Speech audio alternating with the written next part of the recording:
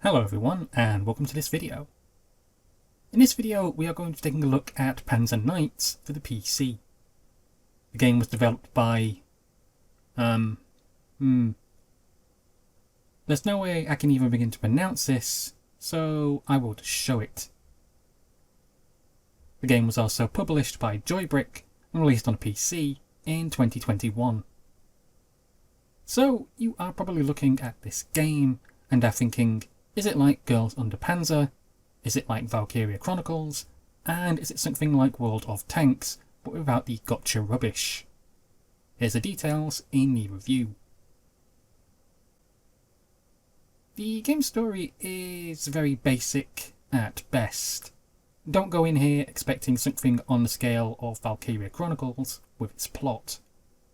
Panzer Knight's story is very simplistic, and if anything comes across as more of a type of skirmish mode than an actual story-driven plot of sorts. There is a mild story here within the game, but it's not really the main driving point of the game itself, and the story never really feels as if the game is pushing any type of story on you at all. The game's characters are a bit like how the story is. They are there, but you just never really feel as if they're being given any sort of push that they need to stand out in the game like what you might be expecting them to do. While you do get a fair few characters to choose from and also unlock, all they ever really do is just add slightly different stats to your tank, which can upgrade its range of field, its ability to turn a turret faster, quicker reload times, and so forth.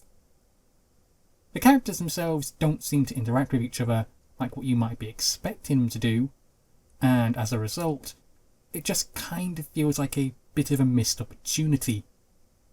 They are there, but there's no real emphasis on them really being there or really needing to be there at all.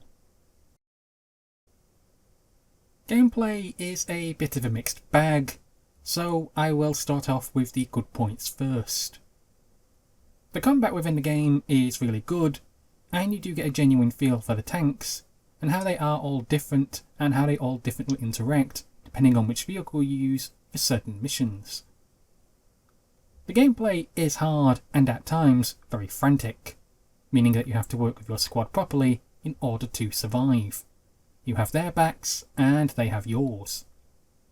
You can't simply just roll into a town in this game and start firing at random, because if you do, you're very quickly going to get swarmed by enemy tanks and end up getting destroyed within about 2 minutes.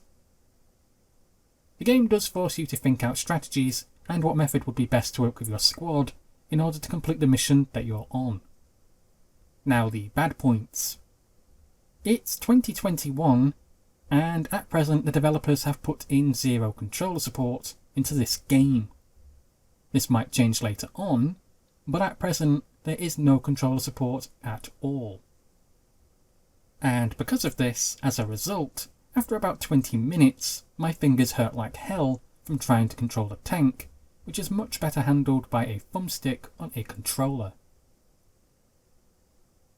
In the end, I had to dig out my old X-Padder program in order to set up the keys to a pad manually.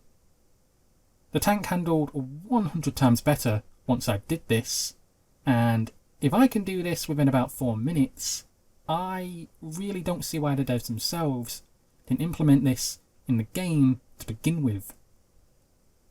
Another mild bad point about this game is that it's essentially a tanks-only game. You won't see any infantry or much else besides the tanks, and while you do get a huge range of different tanks to pilot and fight against, it just seems odd that the bases or the towns have no people around them. The game's graphics are exceptionally nice, and I do like them. Yet at the same time, I found I was getting a lot of random pop-ins with objects and some of the tanks as well. I tested this game first on my GTX 970 and found that this was happening on that. Later on, I then tried it on my GTX 670 upstairs on my studio PC and found it seemed to be an identical situation on both computers. So whilst the graphics are nice, colourful, and everything else, I do feel that maybe a bit more work is possibly needed on them. The levels within Panzer Knights are very good and very well made, with lots of different locations for you to go wild in. For the most part, you'll start off in the first few missions in open woodland areas or large grassy open farmland. Later on, things really kick up a bit because you'll then have to fight in snowy terrain, and even later, much more bigger filled cities. The levels are good, but just as with everything else that I've already mentioned previously in this review, the game's environments just feel as if they are missing a certain something about them, and I'm not really quite sure what it is. Okay, so after all is said and done, you're looking at the game on the Steam store page, you're wondering, should I buy this or not, is it any good, and will I enjoy it, and is it worth the asking price? Well, here is the rundown. Sadly, this game is not the PC equivalent of Girls Under Panzer. This isn't like Valkyria Chronicles, and whilst this is a little bit like World of Tanks, it is, but it isn't much. It is its own thing, and it is a good game, but at present I feel that that is just it. It's a good game, and not a brilliant one. Panzer Knights does have the potential to be a brilliant game, and a highly enjoyable one.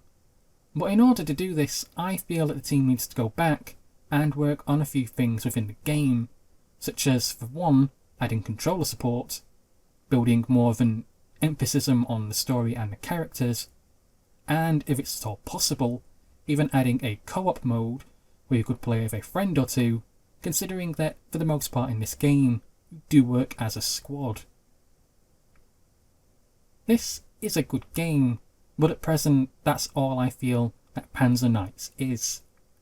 It's a good game with the potential to be a brilliant one. However, if that happens, it all depends on the developers themselves.